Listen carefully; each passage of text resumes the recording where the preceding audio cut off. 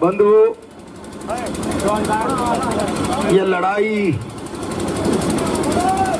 जुल्म और अत्याचार के खिलाफ है।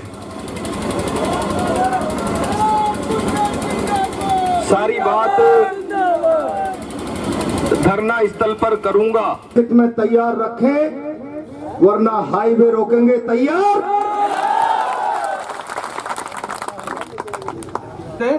उसी तरफ एक कदम बढ़ाया है, उसके लिए मैं उनका हार्दिक अभिनंदन करता हूं।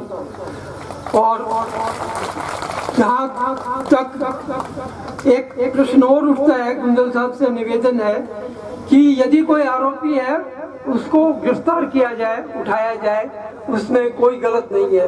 बट थर्ड डिग्री में उनको थाने में पेड़ के नीचे बांध के पशुओं की तरह से कूटा और मुंह के मतलब 2 व्यक्ति को खुले मुंह थे, बाकी 6 व्यक्ति मुंह के डांटा मार के उनको कूट रहे हैं। मेरी समझ में वो निसंदेह मतलब रॉयल्टी वालों के अवश्य ही वो उन मोटी मलाई मिली होगी और ये इसलिए हुआ ताकि आइंदा कोई व्यक्ति केजरीवालों के खिलाफ ना उठा सके। धन्यवाद। संघर्ष समिति के सभी सदस्यगण और इस आक्रोश रैली में भाग लेने वाले सभी युवा साथी, सभी मानव भाव, विषय की जानकारी सबको है कि किस प्रकार से शासन और प्रशासन मिलकर रॉयल्टी और आम लोगों को लूटने का, सरकारी जेब, सरकारी कोष में पैसा भरने का जिस प्रकार का षड्यंत्र ये लोग अपना रहे हैं, उसके विरोध में आज इस आक्रोश भरी रैली में सभी पधारे महानुभावों का मेरी तरफ से बहुत बहुत धन्यवाद, बहुत बहुत आभार। आज याद करूंगा उस नानक भील को जिसकी आज जयंती है। वो नानक भील जिसने किसान आंदोलन, लेकिन ये काले अंग्रेज, ये सत्ता के अंग्रेज वापस लौट आए। किस प्रकार से अत्याचार आम जनता पर, किसानों पर, मजदूरों पर, युवा साथियों पर जिस प्रकार से अत्याचार कर रहे, उस नानी भूल की शहादत को आज मैं चाहता हूं यहाँ पर बैठे सारे लोग याद करें। साथियों, आज की रैली का संकल्प इस सरकार को उखाड़ना, इन लोगों को सत्ता बदलना। आदरणीय गुंजन साहब जो कि जहां जाते हैं हजारों लोग वैसे ही उनके पीछे दौड़े चले आते हैं। उनको विश्वास है कि ये हमारे लिए लड़ेंगे। आज इसे नानक भील के रूप में आदरणीय गुंजन साहब को देख रहे हैं, जो हमारे किसानों के साथ, हमारे युवाओं के साथ, हमारे मजदूरों के साथ, वो हमारे साथ आगे आके खड़े हैं। गुंजन साहब ने वही कह दिया था, अगर सीआई साहब को सस्पेंड नहीं किया जाए, अगर लोगों की मांग नहीं मानी जाए, अगर ये रॉयल्टी नाकाम नहीं हटाया जाए, तो लोग सड़कों पर बैठ जाएंगे। और मेरा भाई साहब पूरा विश्वास है, यहाँ की जनता वीरों की जनता है। हिंडोली क्षेत्र, हाड़ा की धरती, बूंदी में हमने जन्म लिया, नानक की धरती में हमने जन्म लिया। मेरा पूरा विश्वास है, विश्वास के साथ, संकल्प के साथ कहना चाहता हूँ आदरणीय भाई साहब कि पूरे लोग आपके साथ खड़े हैं। जो भी आप अगला आदेश देंगे, इस सभी साथियों को धन्यवाद, एक बार आभार व्यक्त करना चाहता हूँ। साथ खड़े जो भी आदेश भाई साहब का मिलेगा, जो भी रणनीति, संघर्ष समिति जिस प्रकार से हम लोग निर्णय लेंगे, सभी सहमत होंगे। जय हिंद, जय भारत, भारत माता की जय हो। पर जिस प्रकार हमारे आह्वान पर कोटा जब हम गए इस पंचायत से, मैं उनको नतमस्तक करता हूं पंचायत की तरफ से, पूर्व सरपंच और यहाँ की जनता जनार्दन को धन्यवाद देता हूं। विशेष तौर से हमारे मंचासीन जो हुए हैं, राजस्थान में शेर के नाम से उनको जाना जाता है। आदरणीय सम्मानीय पहला जी गुंजन साहब, पंचायत के लोगों को आकर देखो, माँ को हाल घणो खराब हो रहा है। हाल खराब होगा में पूरा राजस्थान में आप लोग जो पधारिया वहाँ के लिए तय दिल से धन्यवाद, साधुवाद। बड़ी गर्मी में अपना काम छोड़कर आप लोग विशेष तौर से मैं पुनः हमारे गुंजन साहब को धन्यवाद देता हूँ। उन्होंने हमारा मान सम्मान रखा और इस जिले में और इस राजस्थान में उनकी एक पहचान है अलग से। जिस प्रकार गुंडागिर्दी तो का नाका आकर बूंदी जिले में भी नहीं, हिंडोली विधानसभा में जिस प्रकार लगाया है, उनको यहाँ से जाना ही पड़ेगा। किसी दिशा में जाए, टोक में जाए, या अन्य जिले में चल जाए, या राजस्थान से बाहर जाए, पर सतोर की जनता ने जिस प्रकार आज बाजार बंद कर जिस प्रकार का एक आह्वान करा है, इस जिले में, इस राजस्थान में उनकी एक अलग पहचान होगी।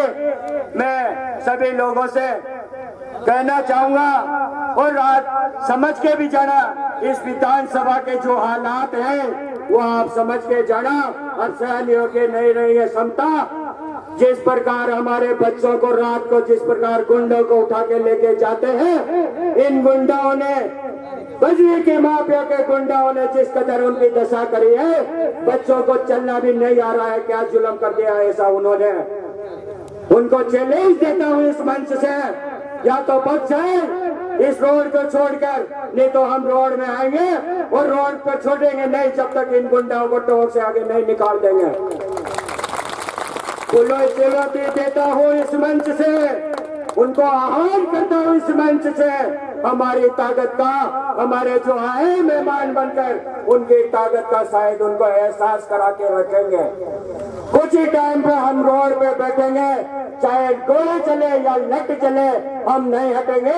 हिंडोली विधानसभा हुआ है जिसमें 100 आदमी शहीद हुए थे। इस पंचायत, इस विधानसभा का एक अलग चेहरा है।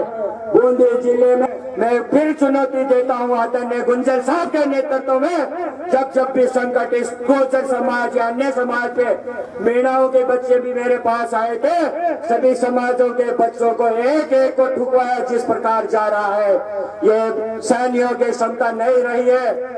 मैं चाहता हूँ, आह्वान करता हूँ, निवेदन करता हूँ आदरणीय सम्मान्य गुंजन साहब से, पूरा थाना सस्पेंड होना चाहिए। इनको किसी भी जिले में भेज दो, वो सस्पेंड होना चाहिए।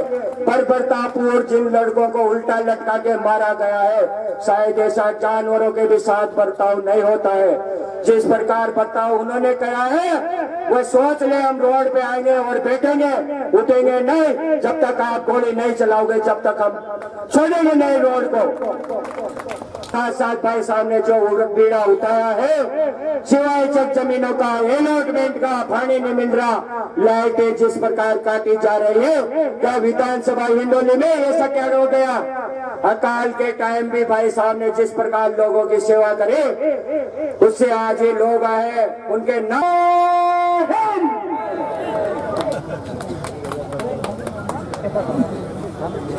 पत्रकार बंधुओं, नौजवान साथियों, मुझसे पूर्व वक्ताओं ने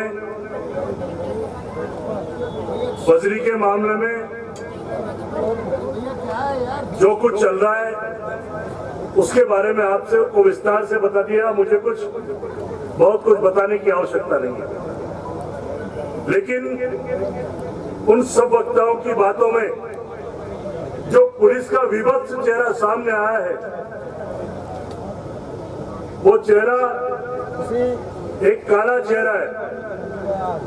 इस लोकतांत्रिक प्रक्रिया में अगर पुलिस इस प्रकार से गुंडागिर्दी करने लगेगी, अवैधानिक कृत्य करने लगेगी, अलोकतांत्रिक कृत्य करने लगेगी, किसी को उल्टा लटका दिया जाए, किसी की चमड़ी देड़ दी जाए, तरह तरह का अत्याचार की जाए कि लोकतंत्र में आवाज दबा दी जाए, अगर कोई धरना देता है उसका रात में आकर चोरों की तरह सामान जब्त कर लो, दरदार्थियों को उठा लो और उन पर इतना अत्याचार करो कि उनकी आवाज बंद कर दी जाए। लेकिन एक न्यूटन की गति का सिद्धांत है, आप किसी को जितना दबाओगे उतना ही वो उछलकर सामने आएगा। इस प्रकार से दमन करने की नीति अंग्रेजों ने भी अपनाई थी।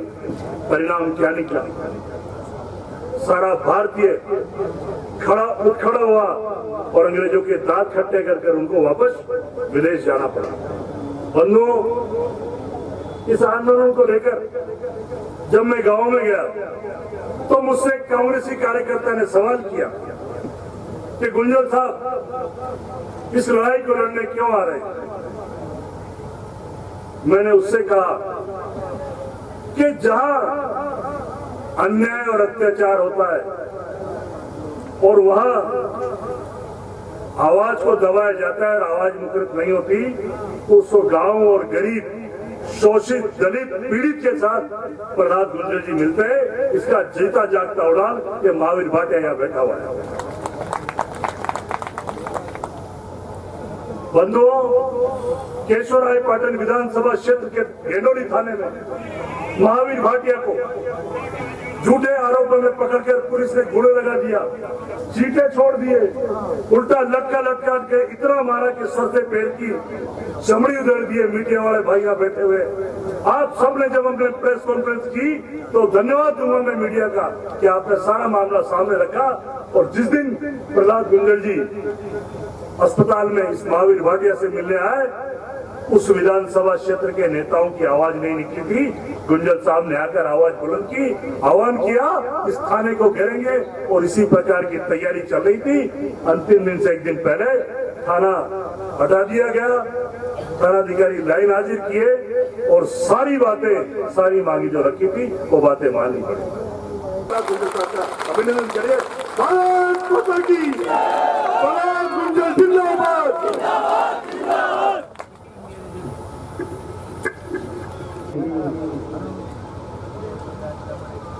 सम्मानित नेतागण,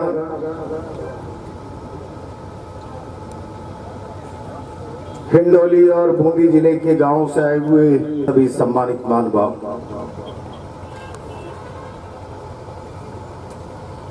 आज से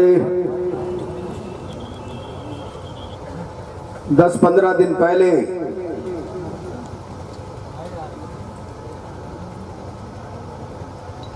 सतूर और आसपास के 100-125 लोग मेरे पास आए थे।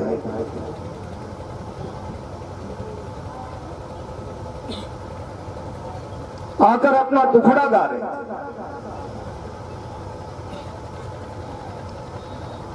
बसोली मोड़ पर नाका लगा,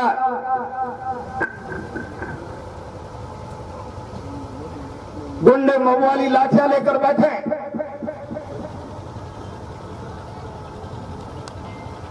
गांव में कोई आदमी दो लाठी लेकर घूम जाए तो पुलिस शांति भंग में गिरफ्तार करती है, लेकिन बसोली मोड़ पर 100-125 गुंडे लाठियां लेकर बैठे रहे, लोगों के साथ अभद्रता करे, सरकार उनका संरक्षण कर रही है। इतना ही नहीं, बद्री नाका गुंडा मवालियों के खिलाफ क्षेत्र के लोगों ने आवाज उठाई। 3 लोगों को उठाकर मंच पर बैठे, तीनों जवान खड़े होंगे। बताइए, आ जाए इधर, नीचे उधर से घुटने दिखाते रहे और कुल्ले दिखा साइड से। पीछे जा, पीछे निकाल।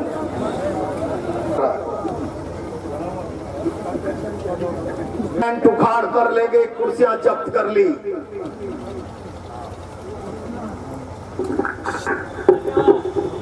मैं देखता हूं किसी की मां ने दूध पिलाया हो तो टेंट का एक पिल्लर हटक हिला के बता दे।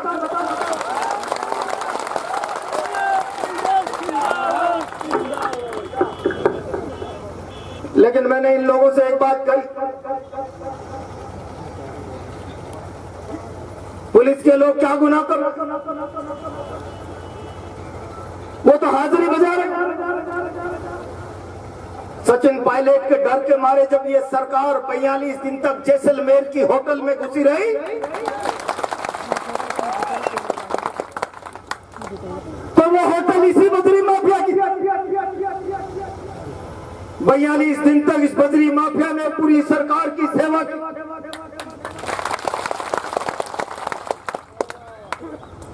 और तुमने शायद भूल गए, मैंने कहा मनमोहन जी एक फोटो देखा होगा हिंडोली के लोगों ने,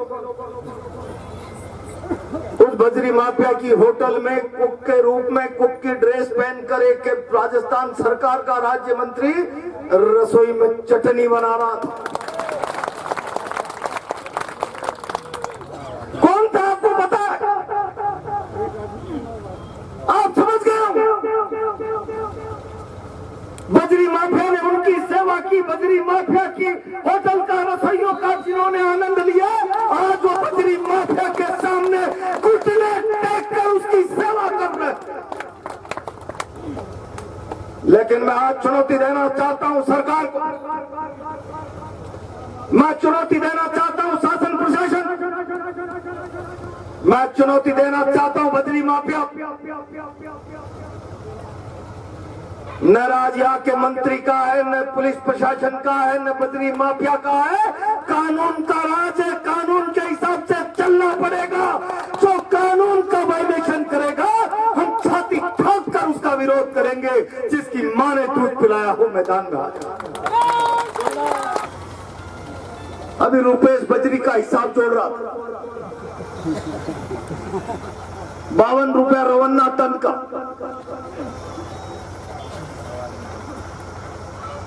बीएमएफटी का फंड, एसएमई का फंड कितना हुआ,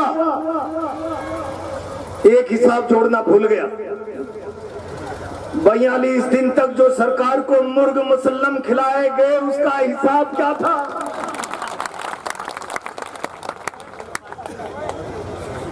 सरकार ने मनोरंजन कराया। मैं कहना चाहता हूं सरकार के मुखिया और सरकार के लोगों से, अगर तुमने बजरी माफिया की आओ भगत में उसकी होटल में ऐशो आराम किया है, मजे लिए, तो हिंडोली की बूंदी जिले की जनता के माथे पर नहीं लिया। अगर तुम उसके संरक्षण देकर अत्याचार करोगे तो हम ईंट से ईंट बचा देंगे, अत्याचार बर्दाश्त नहीं करेंगे। क्या सरकार बूंदी जिले के माथे बजरी माफिया की होटल में मनोरंजन करने गई थी?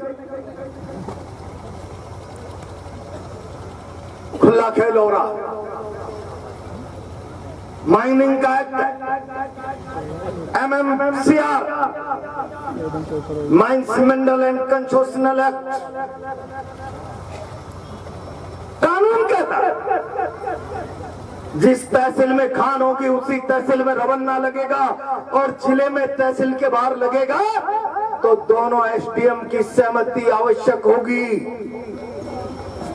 ये नाका तहसील के बाहर नहीं, जिले के बाहर लाकर खड़ा कर दिया। कानून में इसका कोई प्रावधान नहीं, कोई प्रावधान नहीं। विधानसभा द्वारा बनाए गए कानून का वायलेशन करने का अधिकार न कलेक्टर को, न SP को, न DMG को, न माइंस सेक्रेटरी को। कागज पे एक पन्ने पर DMG दस्तखत करके भेज दे, मैं यहाँ पर नाका लगाने की अनुमति दे रहा हूँ। MNCR के वायलेशन के विरुद्ध जारी किया गया कोई भी आदेश नल एंड वाइड है, उसकी कोई मान्यता नहीं है, कोई विधिक मान्यता नहीं, कोई लीगल सेंसिटी नहीं। वो आदेश कचरे की डब्बी में फेंक के जाने काबिल है, वो आदेश रद्दी की टोकरी में फेंके जाने काबिल। लेकिन इस प्रकार के अकली नकली आदेश निकालकर बजरी माफिया को करोड़ों अरबों रुपए का मुनाफा दिलाकर सरकार एहसान का बदला चुकाना चाहती है। माफिया जी, जब सचिन पायलट ने हमारी तबीयत बिगाड़ी थी तब हमारी तबीयत सुधारने के लिए आपने होटल में हमें संरक्षण दिया था, उसके बदले में हम तुम्हें लूट का लाइसेंस दे रहे हैं और तुम्हारे खिलाफ बोलेगा तो हम फिर बहादुरपुरा, चतरगंज और सतूर का धर्मराज चतरगंज, सत्यनारायण बहादुरपुरा, भीमराज सतूर की तरह इलाज करेंगे। जुल्म सहने वाला भी दोषी, जुल्म को देखकर चुप रहने वाला भी दोषी। अगर सरकार, माफिया और पुलिस जुल्म कर रही है तो न जुल्म सहेंगे, न जुल्म देखेंगे, न चुप बैठेंगे, पूरी ताकत के साथ उसका विरोध करेंगे। ईंट से ईंट बजा देंगे, ईंट से ईंट बजा देंगे।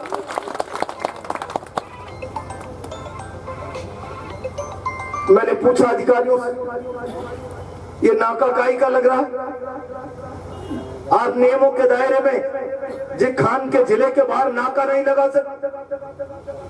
बोला ये अवैध निर्गमन को रोकने का नाका है। मैंने कहा अवैध निर्गमन को रोकने का नाका है तो सरकार की राजस्व, माइनिंग और पुलिस विभाग की एक संयुक्त टीम बनी हुई है जो तीनों मिलकर उस अवैध निर्गमन को रोकते हैं। बरुंदन पर कई सालों तक नाका लगा रहा, लेकिन कहीं मवाली और गुंडे नहीं बैठे। पुलिस, माइनिंग और राजस्व विभाग को अवैध बजरी के निर्गमन को रोकने के लिए गुंडों की जरूरत पड़े। मैं समझता हूं इस सरकार को एक दिन भी नैतिकता के नाते कुर्सी पर रहने का अधिकार ऐसा लग रहा है। अब बूंदी जिले में कानून का राज, गुंडों का राज। अवैध बजरी निर्गमन रोकने के नाम पर 38 टन का रवन्ना देते हैं और 80-80 टन के ट्रक पास करते हैं। रसीद 52 रुपए टन की देते हैं, वसूली 650 रुपए टन की करते हैं। रोज करोड़ों रुपए का हेरा फेर, रोज अरबों रुपए का हेरा फेर। और ये सरकार गरीब आदमी को सस्ती बजरी मिले न्याय दिलाने के बजाय बजरी माफिया लूट सके तो लूट ले, हमारी तरफ से छूट है। चुकाओ, आप राज्यसभा में भेज दो बजरी माफिया, आपकी पार्टी का अध्यक्ष बनो। आपको बजरी माफिया से इतना मोह हो गया तो आपका माइंस का मिनिस्टर बना, लेकिन नियमों के दायरे के विपरीत जाकर राजस्थान की जनता के साथ लूट करने का अधिकार कानून के बाहर न सरकार को, न माफिया को, न पुलिस को, न माइनिंग को, और उसको हर कीमत पर रोकेंगे।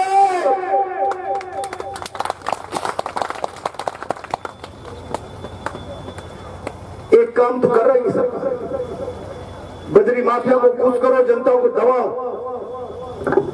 दूसरी तरफ पिछले दिनों मेरे पास हरिपुरा के लोग आए थे,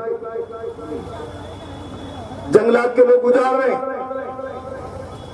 मैंने कहा जाइए एक बार आपके स्थानीय विधायक से, मंत्री से बात कर, क्या कहता है मुझे बताइए। उसके बाद कोई आए नहीं। एक दिन भवानीपुरा के लोगों का फोन आया, मकान तोड़े जा रहे हैं, बाड़े उजाड़े जा रहे हैं।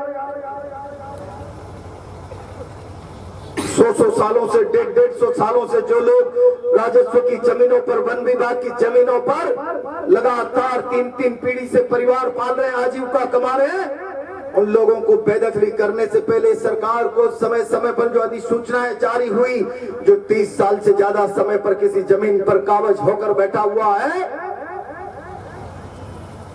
उसको बेदखल नहीं किया जा सकता। नियमों के दायरे में उसे कैसे पट्टा दिया जा सकता है, इस पर विचार किया जाना चाहिए। सरकार गरीबों को उजाड़ रही है, चरागाह के नाम पर, सिवाई चक के नाम पर, वन विभाग के नाम पर। तो नहीं जाएगा, पक्की बात। चलो हाईवे पैसे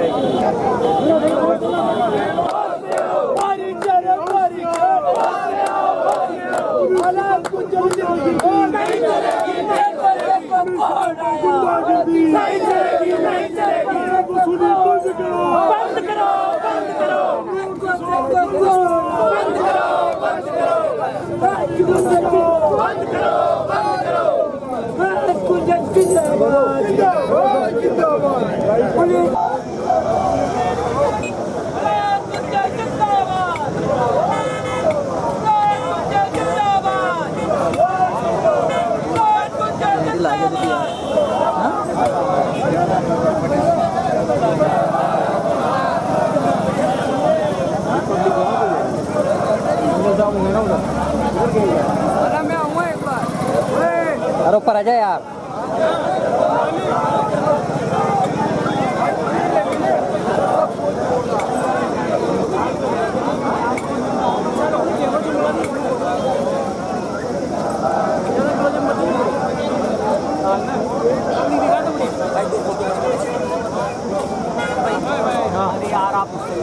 बंद कर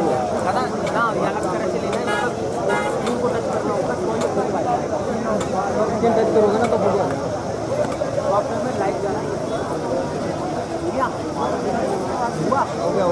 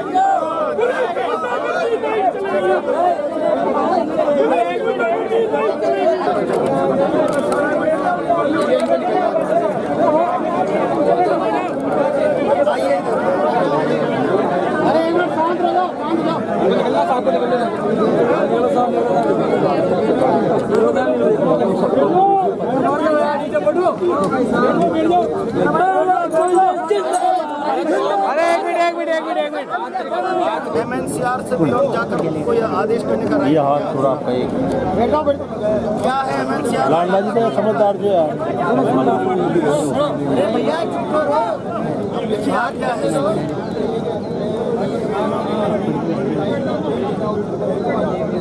तहसील क्षेत्र में पूरा बढ़िया।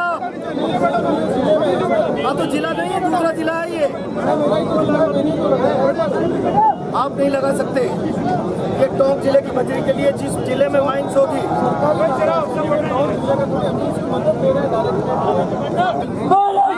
जिंदाबाद जिंदाबाद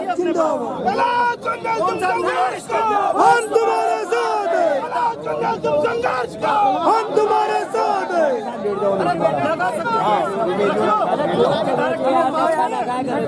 MNCR में लिखा है, जिस तहसील में रिलीज होगी उसी तहसील में हिंदी वर्जन लाइए।